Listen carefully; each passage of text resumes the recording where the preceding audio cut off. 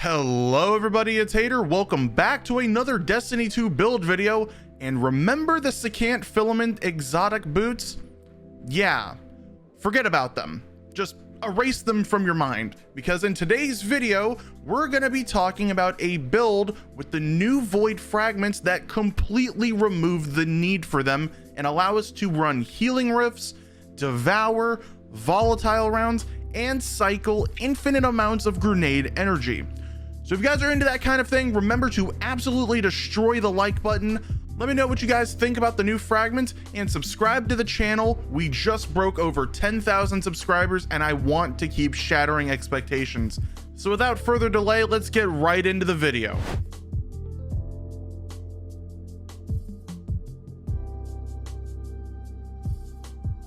Starting things off, guys, the new fragments were released after the world's first Vow of the Disciple raid. Something I quickly just want to say is congratulations to Clan Elysium for their back-to-back world's first in the raid. Truly, Salt Greppo and all of them put in the hard work and it paid off. But afterwards, guys, Ikora down in the tower started selling the 4 missing fragments. They are, as listed, Echo of Instability. Defeating an enemy with a grenade will give volatile rounds to your void weapons. Echo of Harvest. Defeating a weakened enemy with a precision final blow will spawn an orb of power. Echo of Obscurity. Finisher final blows grant invisibility. And the one we're going to be talking about the most today is Echo of Starvation. Picking up a orb of power grants Devour. I want you guys to pay attention to just that, because what it means is we can gain Devour for free by just picking up orbs of power. This is without the need of a mod, aspects, or even exotics, just for free. Meaning we can open up the exotic slot for the build, the mods for the build, and even run different aspects and focus heavily around the other strong aspects that Void 3.0 Warlock brings to the table.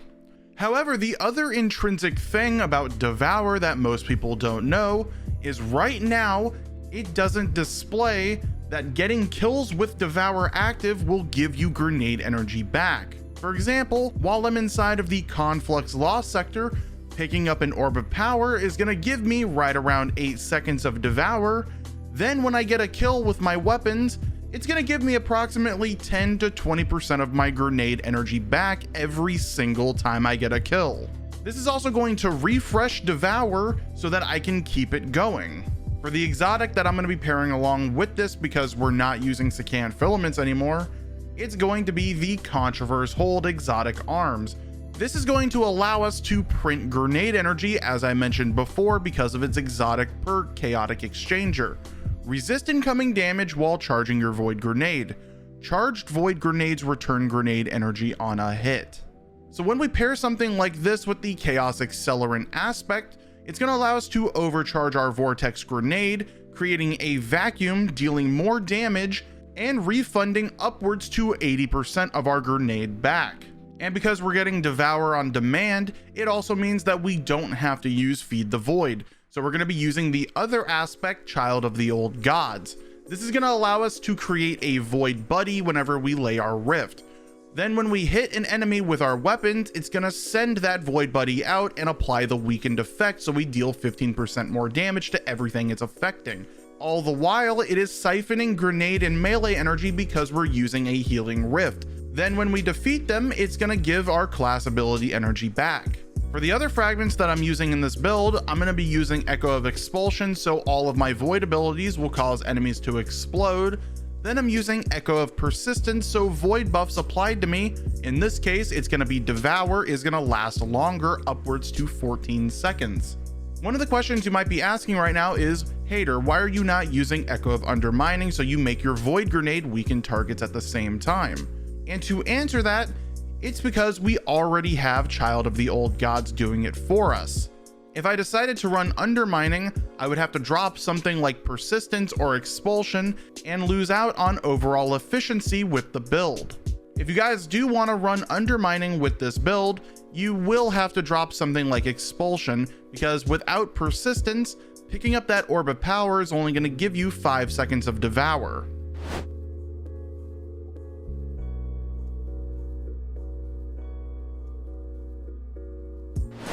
Now that we've gone over the aspects, the fragments, and what exotic we are running in the build, let's talk about the mods that make the build.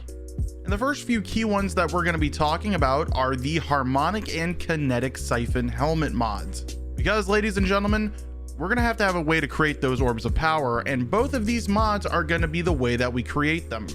Since Bungie removed how orbs of power spawn from masterworked weapons, they moved the ability to make them into the helmet with the siphon mods. And all they do is the exact same thing that masterworked weapons did before, but in mod form. In this one, we're going to be using kinetic siphon, so rapid kinetic final blows will create an orb of power, and harmonic siphon, so rapid final blows with damage matching our subclass type will also create an orb of power. There's also going to be an elemental siphon that is based on what type of energy your helmet is. So based on whatever kind of weapons you are using with this build, you're going to have to make sure that your helmet energy is matching your loadout appropriately. So to actually make my siphon mods work, I'm using Wither Horde so that my kinetic siphon will work with it, and a funnel web so that my harmonic siphon will work with it.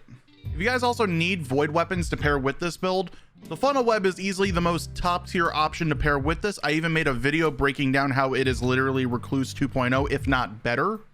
But now that we've gone over the siphon mods, let's talk about the main mods that are going to be going with this build, starting off with Reaping Wellmaker. This is going to allow us to create a void elemental well every time we get a kill after using our class ability. This, along with elemental ordnance so that we create a void elemental well from our grenade, are going to be the main sources of creating void elemental wells for our build. And to spend that resource on something, we're going to be using Volatile Flow and Well of Tenacity. Well of Tenacity is going to give us 50% damage resistance for 5 seconds after picking up a void elemental well. This is basically Protective Light's younger brother and going to be the main way we're going to be resisting damage. For Volatile Flow, it's going to be giving us volatile rounds to our void energy weapons every time we pick up a void elemental well, and this is going to last 14 seconds. This is going to pair really nicely with the funnel web or any void weapon that we're using in this loadout, and I highly recommend that you guys pair it with it. Then the final mod that we're using in this build is going to be Font of Might. You can definitely change this up to whatever you guys like for this build. Font of Might is really nice because it gives 25% damage to whatever energy you're matching your subclass type with. In this case, it's Void, and I'm using a funnel web.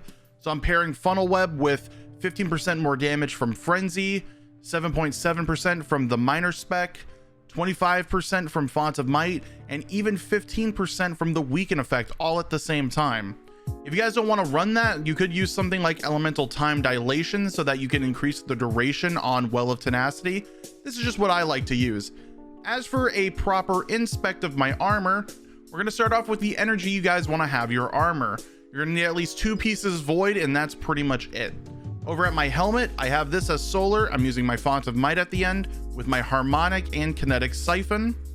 Over at the Controverse hold, I'm using Reaping Wellmaker with 2 bolstering detonations so that I get class ability energy upon hitting enemies with my grenade.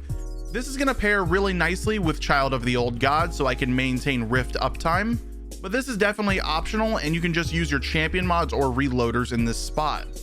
Moving on over to the chest piece, I have it as Void also, and this is where my Well of Tenacity is going to be. And because I'm using the Artifice Armor version of this armor, I have an extra slot at the end for artifact mods specifically. And what I'm using it on is a Thermoshock plating so that I take 25% reduced damage from solar and arc. But because I'm using 2 of them, it's going to stack up to 40%. Then I'm using a void resistance to give me 25% void resistance on top of the 40 arc and solar. Moving on over to the boots, this is also going to be void, and I'm using elemental ordnance at the end of it, along with 2 rocket launcher scavengers from the artifact, which do stack even though that they say they don't, and an installation so that orbs of power will also give me more class ability energy back. Then finishing everything off over at the bond, I have it as stasis, and I'm using Volatile Flow at the end of it with Devouring Depth so that casting my super while I'm critically wounded or benefiting from Devour is going to give me 30% more super damage, and an Overload Grenade just because. Overall though guys, that is going to be the build for today's video. This is by far one of the best void builds that you can rock in the game right now, and it's definitely going to be a huge contender taking it into GM Nightfalls here soon. If you guys have any questions, Feel free to drop them down in the comment section or come ask me over at my stream where I'll be streaming variety games or Destiny 2. But anyways, guys, I hope you all enjoyed the video. I'm going to catch you all in the next one. Bye bye.